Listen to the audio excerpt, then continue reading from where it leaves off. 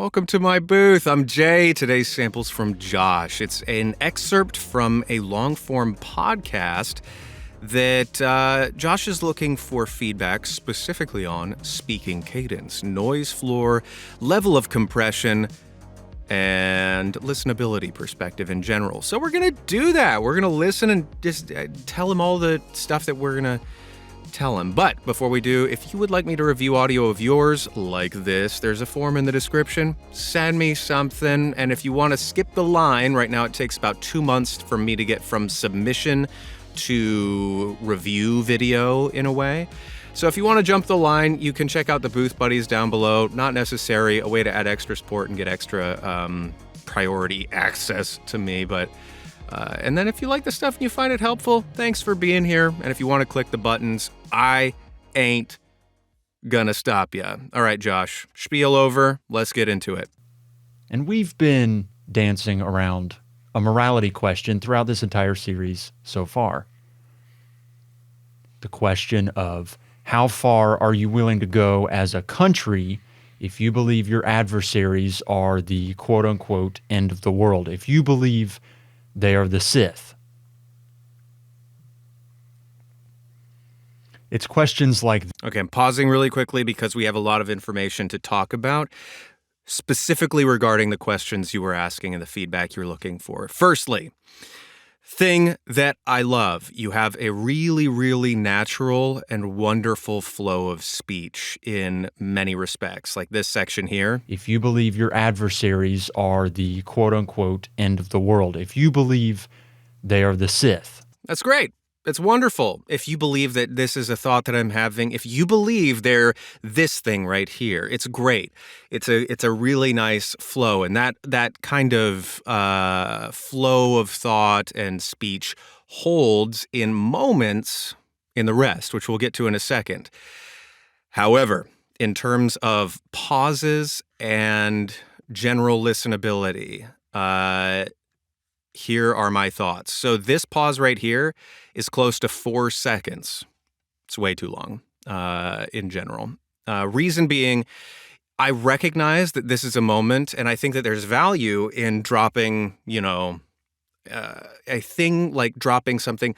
Let's ponder this. If we believe this, if we believe that they are the Sith, and then we can leave a little bit of space there to be like, yeah, let's reflect on that for a second. I think that that's a good moment to, and that's a nice tool to have, but I think at max, we can let that float for 2 seconds. That's a totally arbitrary number, but by virtue of past experience and stuff like that, about 2 seconds is just enough time to allow me to think before my mind starts to wander off to other things.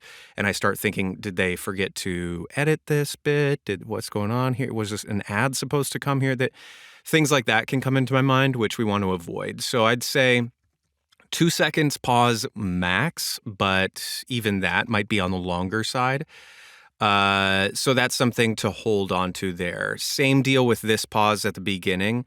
Because this whole first stanza, as we'll call it, is, I don't know where this is where this excerpt falls in terms of your podcast overall. Sounds like it's somewhere in the middle, in some way, but this pause here, it's a little long as well. Just to take that. Now, the reason I would feel it's important to acknowledge again that you have such a great flow, as with this section here. If you believe your adversaries are the quote-unquote end of the world, if you believe they are the Sith.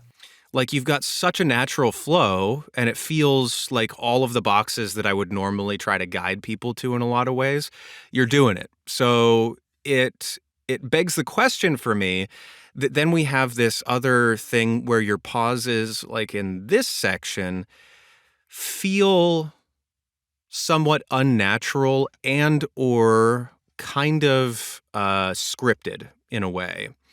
And if I'm wrong, then kick me to the curb here, but I think it's important to acknowledge that this is kind of how it's sounding to me. And the reason that it sounds this way is because like this whole thing sounds lovely because you're following the rubric of what I call a thought chunk. You're bundling thoughts together here and flowing within that thought chunk, which makes it really great. So like when you dip into a different cadence here, if you believe they are the end of the world, if you believe they are the Sith, we kind of dip into another thought that's connected to the same one, but it flows and it makes sense in terms of the music of your speech. And that doesn't really jive in the same way with this first section. So let's listen to this and break it down a little bit more. And we've been dancing around a morality question throughout this entire series so far. And we've been dancing around an morality question this entire series so far. To me, like you could make those pauses fly if it came naturally and if you wanted to, like if you were in sort of the radio talk show host or talk radio banter way.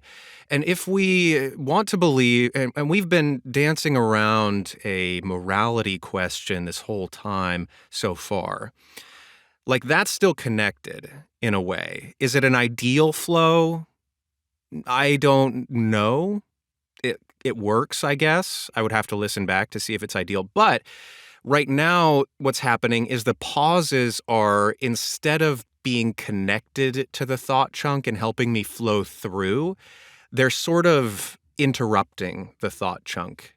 We've been dancing around a morality question in this series so far. Each of those feel kind of disconnected by contrast. And we've been dancing around a morality question in this series so far. So that's sort of just like the superficial me showing the difference. But if I'm going to break it down a little bit further, the difference there in the A-B, you can hear the music in my voice is also following a thought chunk where I'm like, here's where I start. We've been dancing around, and that's kind of me thinking like, what's a word to say? Like we've been, and then you can kind of hear in that little pause, what's the word? Dancing around a morality question in this series so far. So we've been dancing around a morality question in this series, well, so far. Like we might change later. And that's being really, really tinkery and diving into the minutia, and it may not even be the correct thought patterning there, but it's illustrative of how both the pauses and my inflections or the music of my voice is not scripted by, but coincides with the way that my thoughts are flowing. And you do that so often in this that I just want to raise that point and why I'm spending so much time on it, because you have a handle on it. And it feels like, anyway, per your question, and because you asked the question so specifically, that's why I'm spending so much time on it. Ta-da. I'll try not to dwell on that anymore, but I hope that's helpful. And I'll inch into it in this last section if it comes to pass. Again. So let's keep going. It's questions like that where you start to wonder yourself now, many years later, and with all the context, or at least most of it. Yeah, like verbatim what I was talking about there. This section illustrates that beautifully, where your thought flows not because of your thought and the intonation of your voice, the music of everything is informed by the thought. In this. You start to wonder yourself now, many years later, and with all the context, or at least most of it, you start to wonder if you're in that situation at the time, would you make some of those same decisions? And in this section too, I think that the pauses here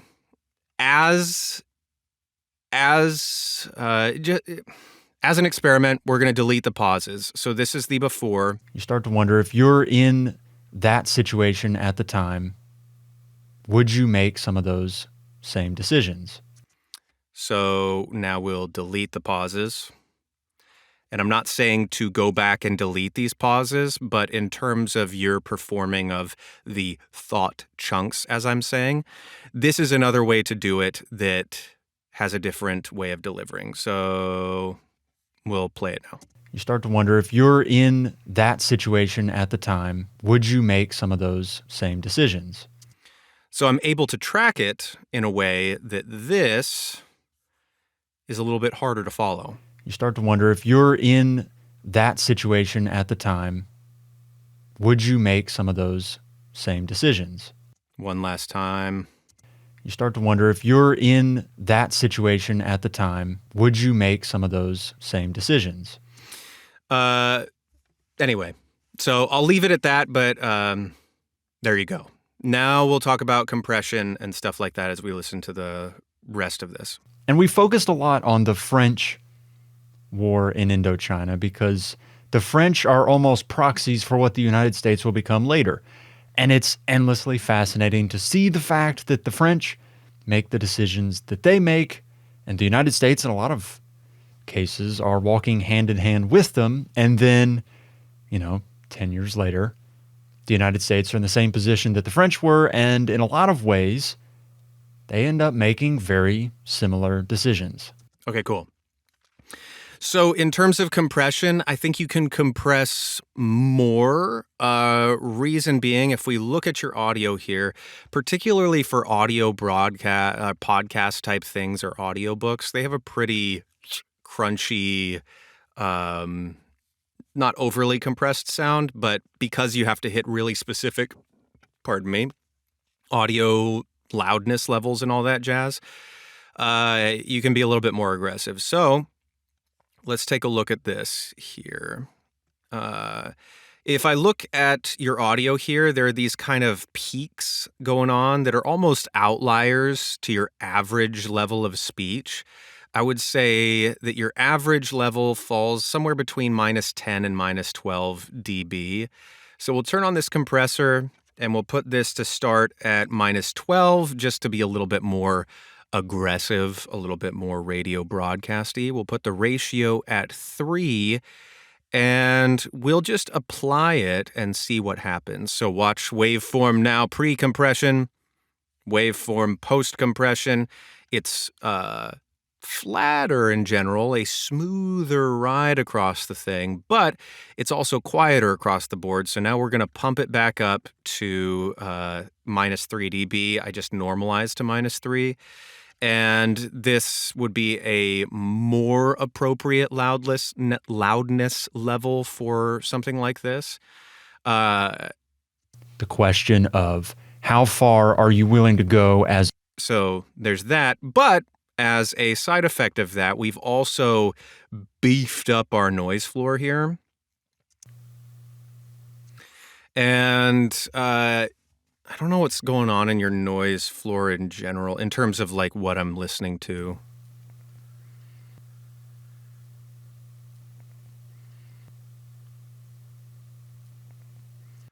It sounds like it might be some sort of HVAC thing or like a fridge running in the background, maybe something like that. Maybe your computer fan, but also a little bit of the mic sound, maybe. All of that's okay. It's a little bit louder than would be ideal at this point. It's coming in at about -45 dB on average. So a way that you can address that, well, there are a number. One, I don't know if an EQ is going to get you there, but we'll try. So here's one of the ways you can help with a noise floor in general. I'm going to apply all of my processing to this section of the noise floor just to give us sort of a what's being processed and what's not view of things. So if I do an EQ, we can do a high pass filter. We'll put this arbitrarily at 80 hertz and we'll click apply, see what happens. That doesn't help you very much. Sometimes you can use an EQ to take out the lower rumble. But if we look down here at the spectral view, your noise, whoa. Yeah, it looks like it's coming up to about 200 hertz. So what we can do is there are a couple of different things that you can do. One, you can track down the source of sound as you have it, or you can use some sort of noise reduction software. So let me pull in my effects tab stack here. And there are a number of these. I don't know what software you're using, but there's a ton of different applications you can use. So there's the built-in one from, what is this software? Adobe Audition there. There's, of course, Isotope's denoiser, which helps as well. And then one that I found recently that, honestly, if you're struggling with noise and you have a podcast like this, Waves offers this clarity plugin. And this is really awesome. It's super cheap, $30. It does effectively the same thing that this more expensive plugin does, but it's really simple to use. So instead of all of these fancy dials, this weird curve thing going on and needing to know how to use it, this clarity deal, it's just one knob, you crank it up and tell it how harsh you want it to be. You see, it says there, turn right to reduce ambience. And so you can do that. And then this little tab here is just how much computing power you want to use.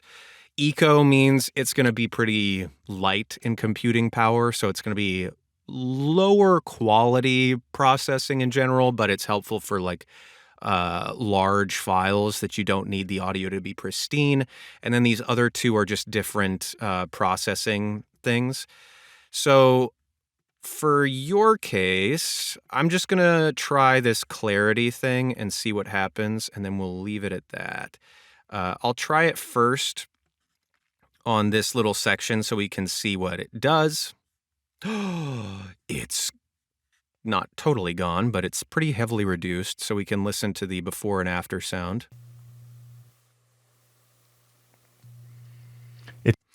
So you can hear it come in and out there.